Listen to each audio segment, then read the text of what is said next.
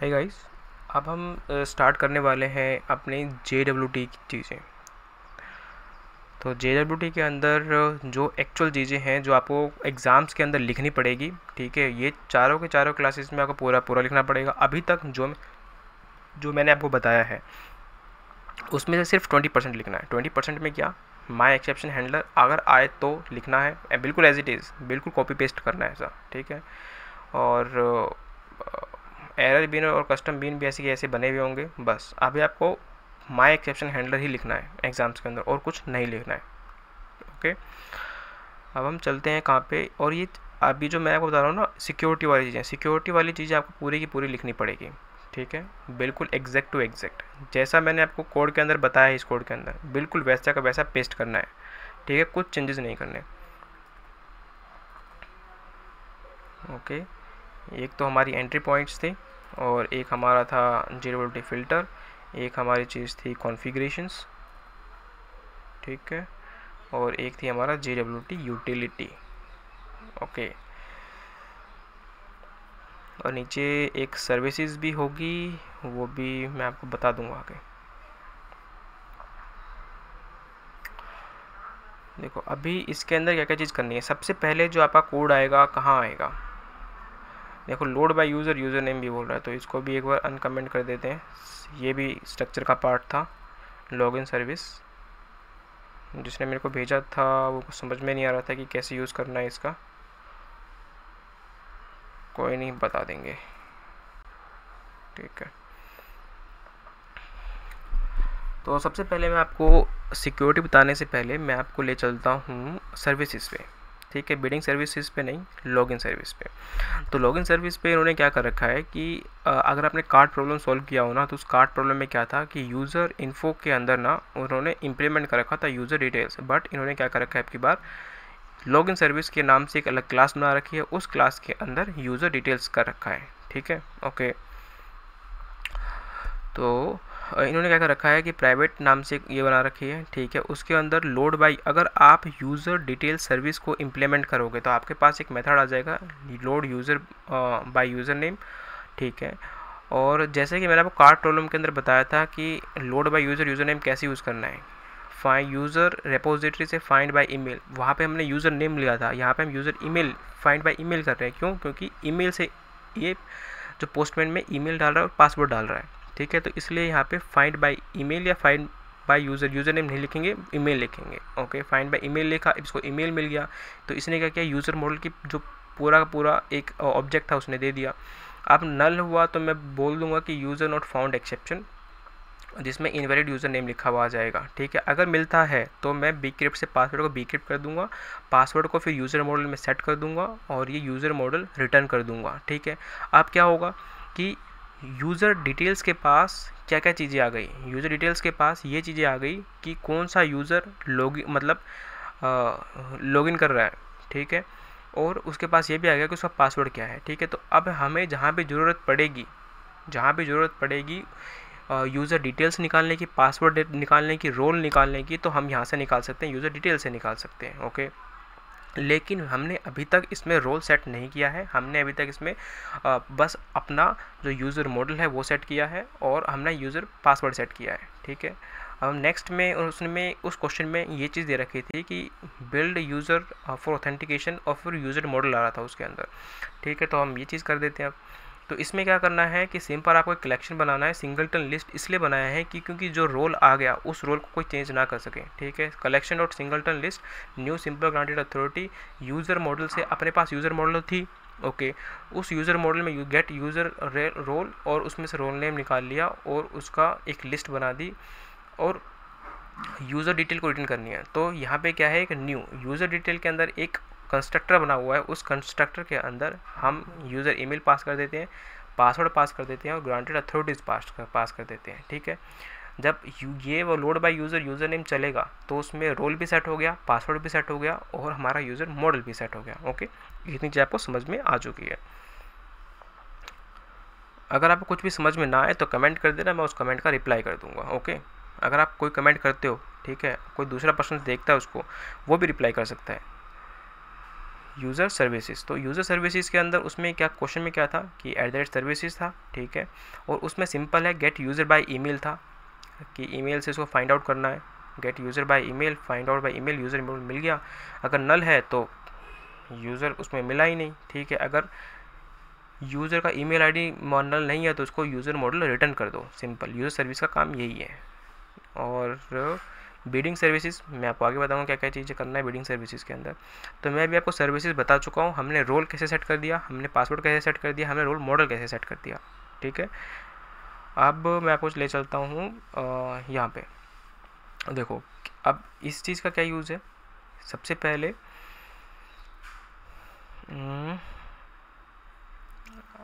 हाँ, तो सबसे पहले जो आपका कोड आएगा, ठीक है, अगर मान के चलो कोई भी सिक्योरिटी के अंदर कोई भी इशू आ जाता है तो वो इशू कहाँ पे आएगा, वो एंट्री पॉइंट पे चला जाएगा।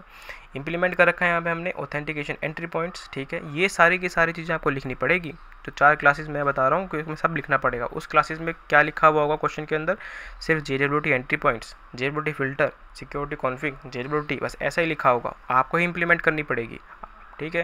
और वो कैसे आप पता लगा सकते हो क्या इंप्लीमेंट करना है क्या इंप्लीमेंट नहीं करना है, तो वो आपको इंपोर्ट से देख सकते हो। क्वेश्चन में इंपोर्ट लिखा हुआ होगा, इंपोर्ट वो डिलीट नहीं करते हैं, तो आपको पता चल जाएगा क्या क्या चीज़ इंपोर्ट करनी है, क्या चीज़ इंपोर्ट नहीं करनी है, ओके।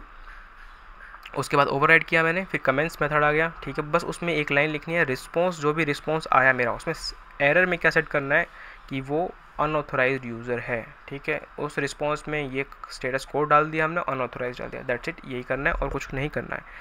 फिर हम चलेंगे फिल्टर के पास, जो भी ऑथेंटिकेशन वाला काम है वो यहीं से होगा, ठीक है। तो इसको बताने से पहले मैं आपको एक बार कॉन्फ़िगरेशन बता देता हूँ, फिर JWT बता देता हूँ, फिर फिल्टर पे आऊँगा, ठीक।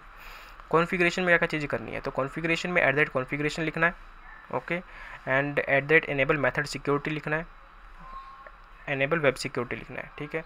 मतलब कि अगर आपका वेब एप्लीकेशन चलता है, ठीक है, और सिक्योरिटी वाली चीज़ें हैं तो यहीं से लोड होगी आपकी, ठीक है। उसमें क्या कर रखा है, यूज़र डिटेल सर्विस एक लोड कर रखा है मैंने, ओके। उसमें मैंने 3 बिन बना रखी है। अगर आप कार्ड प्रॉब्लम पे जाओगे तो मैंने वहाँ पे आपको PDF शेयर कर रखे थे, उस PDF शेयर वन नोट था, तो उस वन नोट्स के अंदर मैंने शेयर कर रखा था आपको कि कैसे कैसे क्या डायग्राम फ्लो होगा। तो सबसे पहले कहाँ पे चीज़ आती है, सबसे पहले ऑथेंटिकेशन मैनेजर पे जाएगी, ऑथेंटिकेशन मैनेजर के बाद ऑथेंटिकेशन प्रोवाइडर, ऑथेंटिकेशन प्रोवाइडर के बाद फिर वो कहाँ जाएगी, सिक्योरिटी फिल्टर चेन में। तो देखो सबसे पहले कहाँ गई, ऑथेंटिकेशन मैनेजर, ऑथेंटिकेशन मैनेजर, ठीक है। उसमें ऑथेंटिकेशन कॉन्फ़िगरर था, तो ऑथेंटिकेशन कॉन्फ़िगरर हमने डॉट गेट ऑथेंटिकेशन मैनेजर करके हमने रिटर्न कर दिया ऑथेंटिकेशन मैनेजर को। बिल्कुल एज इट इज़ लिखना है आपको, कोड में कुछ चेंजेस नहीं करने एग्जाम्स के अंदर। फिर आपको क्या करना है, क्वेश्चन में लिख रखा होगा कि क्या क्या चीज़ आपको इग्नोर करनी है, तो वो चीज़ इग्नोर करने के लिए आप उसमें एक मेथड दे रखा होगा, मेथड में कुछ नहीं होगा, नल होगा, तो आपको कैसे लिखना है, वेब, ठीक है, लैम्डा एक्सटेंशन बना रखा है मैंने, web dot ignore dot request mature, इस चीज़ को आपको इग्नोर करना है, ठीक है। मतलब सिक्योरिटी से आपको इसको इग्नोर करना है। H2 कंसोल, ठीक है, लॉगिन और वेलकम।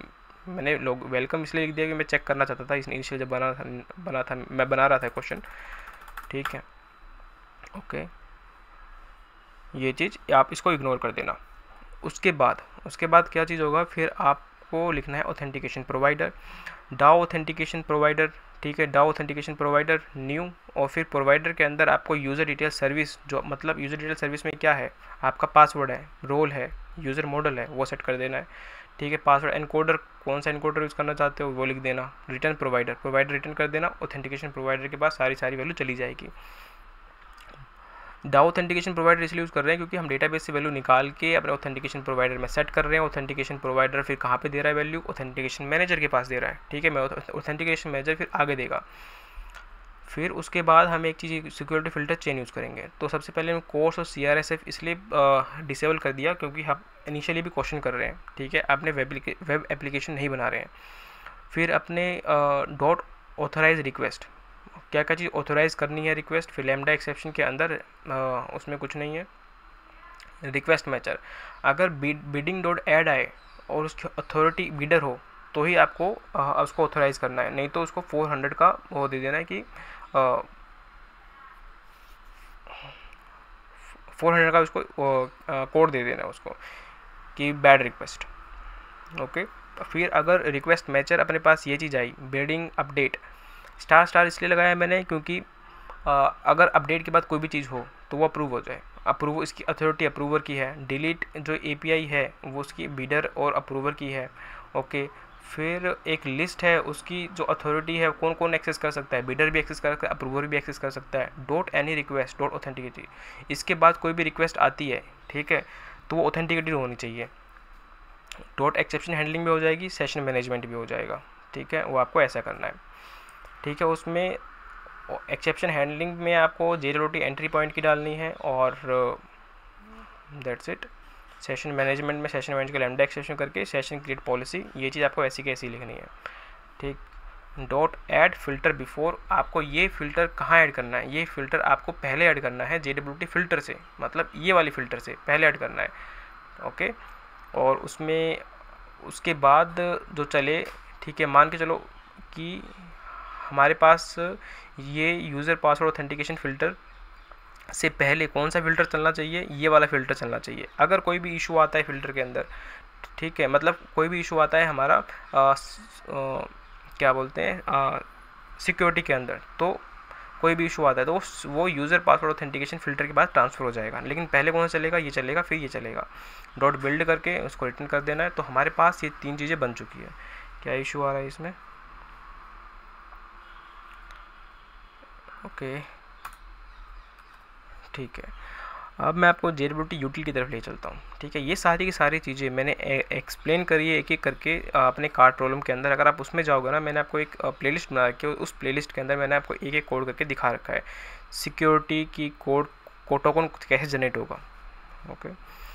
तो इनिशियली इसलिए मैं आपको जल्दी जल्दी लेके चल रहा हूँ इसमें, क्योंकि मैंने आपको वहाँ पे पहले बता रखा है, तो लंबी वीडियो में नहीं बनाना चाहता।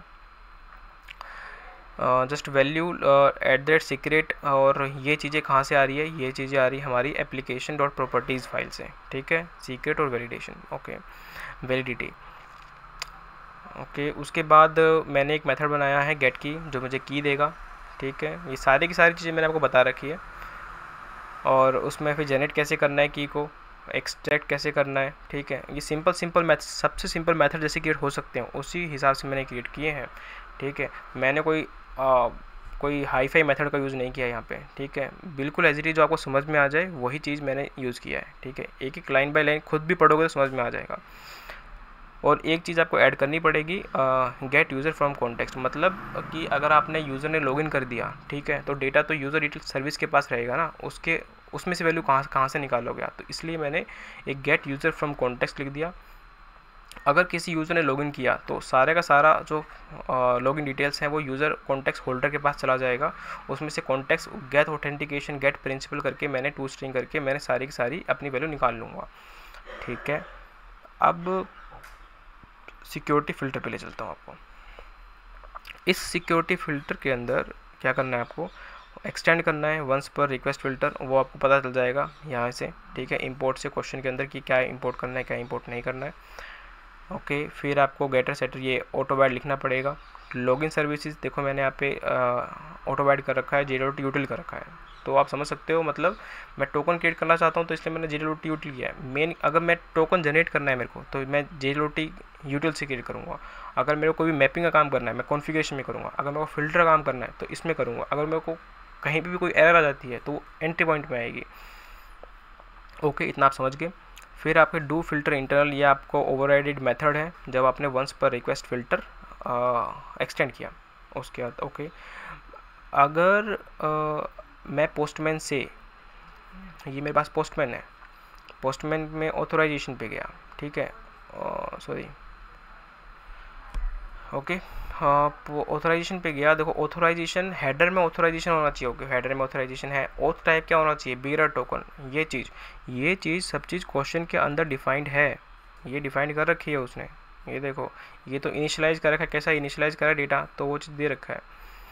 Implement JWT based authorization authentication with the two above mentioned role, bidder and approver should be identified from the JWT token, okay. JWT token से ये आइडेंटिफाई हो जाना चाहिए कि वो बीडर है या अप्रूवर है, ओके। उसके बाद देखो बीडर आना चाहिए, फिर स्पेस आना चाहिए, JWT टोकन आना चाहिए। आपका इसने डिफाइन कर रखा है कि अगर आपका टोकन क्रिएट हो, ठीक है, तो किस हिसाब से क्रिएट होना चाहिए, तो उसने दे रखा है कि बीरर फिर स्पेस फिर टोकन फिर, और ये जो JWT टोकन है, ठीक है, उसका हेडर कौन सा होना चाहिए, ऑथराइजेशन हेडर होना चाहिए। अब रेड ब्लू ग्रीन दे रखा है इसने, तो रेड बिडर अप्रूव करेगा, ब्लू अप्रूव करेगा, अप्रूवर अप्रूव मतलब रेड का एक्सेस किसके पास होगा, बिडर के पास होगा, ब्लू का एक्सेस किसके पास होगा, अप्रूवर के पास, ग्रीन का एक्सेस किसके पास होगा, बिडर के पास भी होगा, अप्रूवर के पास भी होगा। And all other and point accept login should be authenticated. अगर लॉगिन होगा तो, अगर लॉगिन कौन एक्सेस कर सकता है, यूज़र भी एक्सेस कर सकता है, कोई भी एक्सेस कर सकता है, ठीक है, और ये ऑथेंटिकेटेड नहीं होगा, ठीक है, इसने लिख रखा है। तो हम एक बार सिक्योर, अब ये आ गया हमारे पास API बनाने के लिए, तो हम चलेंगे सबसे पहले कहाँ पे, अपने सिक्योरिटी वाले के पास, ठीक है। रिक्वेस्ट हेडर में क्या है, ऑथराइजेशन, उसने क्वेश्चन में लिखा था, मैंने यूज़ कर दिया। ये चीज़ कहाँ से आई, ये चीज़ यहाँ से आई, ऑथराइजेशन हेडर, ठीक है। ओथ हेडर आ गया। अब ओथ हेड के अंदर क्या चीज़ है, ओथ हेड के अंदर आपका बीरर टोकन होगा और इसमें ये चीज़ें होगी, ओके। तो ठीक है भाई, टोकन अभी इनिशियली टोकन और यूज़र नेम नल है, मेरे पास ओथ हेड था वो नल नहीं है। अगर उसके आगे कोई स्पेस है तो ट्रिम कर दूंगा, एम्प्टी है तो देख लूँगा वो, लेकिन वो स्टार्ट होना चाहिए बीरर से, ठीक है, और एक स्पेस होना चाहिए, ओके। वो है उसके अंदर, वो है कैसे, मैं आपको यहाँ पे ले चलता हूँ, और ठीक है,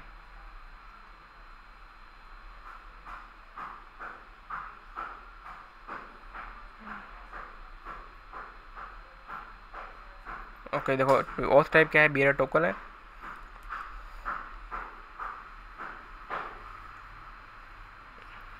ओके। स्टार्ट्स विद बीरर, तो स्टार्ट्स विद बीरर, वो चलो मैं आगे आपको बता दूंगा कैसे करना है, ठीक है। स्टार्ट्स विद बीरर से होना चाहिए, क्वेश्चन में लिखा हुआ था ऐसा।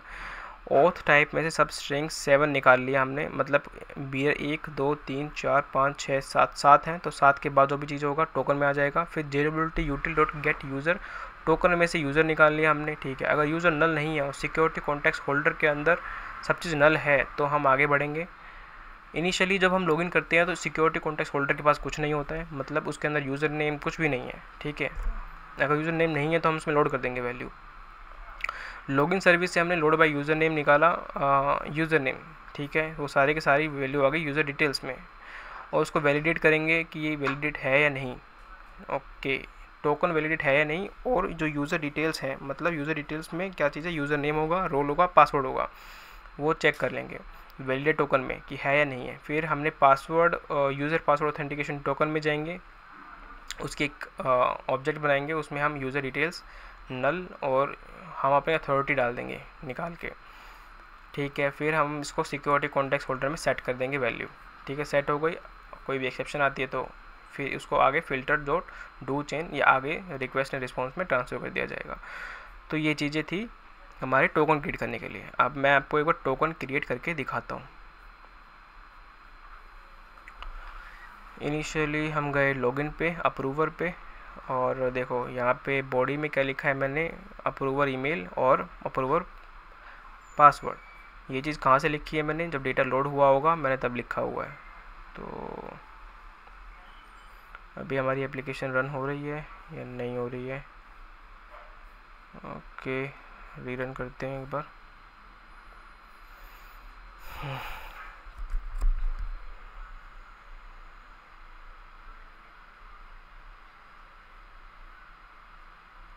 ओके, एप्लीकेशन रन हो गई हमारी। अब मैं एक बार इसको सेंड करता हूँ, लॉगिन 401 अनऑथोराइज्ड, ओके। क्यों आ रहा है इशू, ये देखना पड़ेगा, इशू तो नहीं आना चाहिए। कोड में क्या लिखा हुआ है, okay, initialise data dispatcher, okay, कुछ पेंडिंग तो नहीं है। इनिशियली यहाँ पे ये चीज़ लिखी हुई थी S2 डेटाबेस को लिंक करने के लिए, okay, control S control shift X, check करते हैं एक बार रन हुआ है कि नहीं हुआ।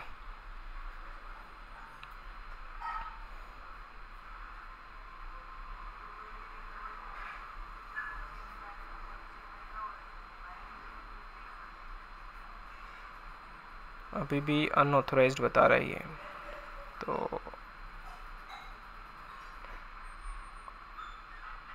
टोकन क्रिएट करने में ये अनऑथोराइज्ड बता रहा है।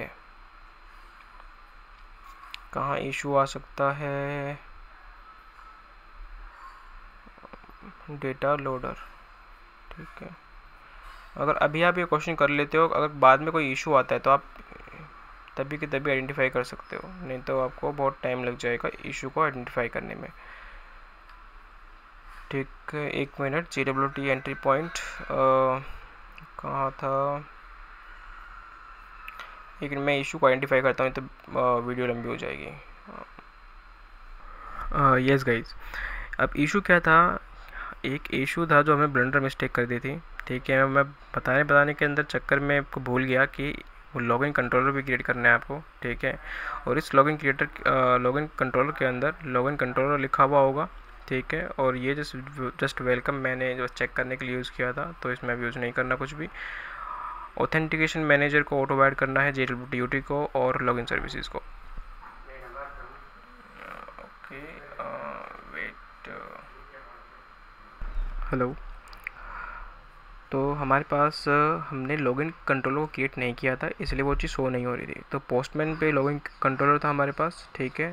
हमने @रिक्वेस्ट बॉडी लॉगिन DDO से जो भी रिक्वेस्ट चीज़ें आई हमारे पास बिडर से, ठीक है।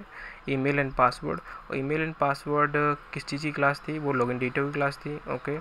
यहाँ से हमें देख लिया कि अगर लॉगिन DDO में ईमेल नहीं है या पासवर्ड नहीं है या कुछ वो एम्प्टी है, तो मैं कस्टम एक्सेप्शन में ये थ्रो करवा दूंगा कि क्रेडेंशियल आपकी एम्प्टी है, ओके। अदरवाइज़ मैं क्या चीज़ करूँगा कि authentication manager dot authentication new password authentication token में उसमें क्या चीज़ डाल दूँगा? ईमेल डाल दूँगा, पासवर्ड डाल दूँगा। तो यहाँ से क्या चीज़ होगी? वो ऑथेंटिकेट कर लेगा कि ये चीज़ है या नहीं। अगर एरर होगी तो वो user name password authentication token का हमें एक्सेप्शन दे देगा, ठीक है। अब फिर उसके बाद क्या होगा? लॉगिन सर्विसेज के अंदर हम चेक करेंगे कि ये यूज़र वो प्रेजेंट है या नहीं है। हाँ भाई, वो यूज़र प्रेजेंट, वो लॉगिन DDO से गेट ईमेल निकाल लेंगे क्योंकि ये यूनिक है। इस ईमेल से हाँ मिल गया, यूज़र नेम मिल गया। अब यूज़र डिटेल्स मिल गया हमारे पास। यहाँ से हम फिर क्या करेंगे? वो यूज़र डिटेल्स हम गेट जनरेट की के अंदर डाल देंगे, वहाँ से टोकन क्रिएट हो जाएगा हमारे पास। टोकन क्रिएट होगा, फिर क्वेश्चन में क्या बोल रखा था कि क्वेश्चन में उसको ईमेल और पासवर्ड जाना चाहिए और उसको रिस्पांस में JWT मिलना चाहिए और स्टेटस कोड मिलना चाहिए, ये चीज़। और अगर कोई इशू आ जाए तो 400 बैड रिक्वेस्ट मिलना चाहिए। तो वहाँ से हमने सेट कर दिया। मैप बनाया मैंने, एक मैप स्ट्रिंग एंड ऑब्जेक्ट का, जिसके अंदर रिस्पांस नाम लिख दिया। रिस्पांस में पुट करवा दिया JWT और टोकन। रिस्पांस में पुट करवा दिया स्टेटस और ये चीज़ ओके डॉट वैल्यू, ठीक है। वैल्यू मतलब अगर वो 200 हो जाएगा तो ओके ना जाए, 200 जाए। और मैंने यहाँ पे रिटर्न करवा दी रिस्पॉन्स एंटिटी।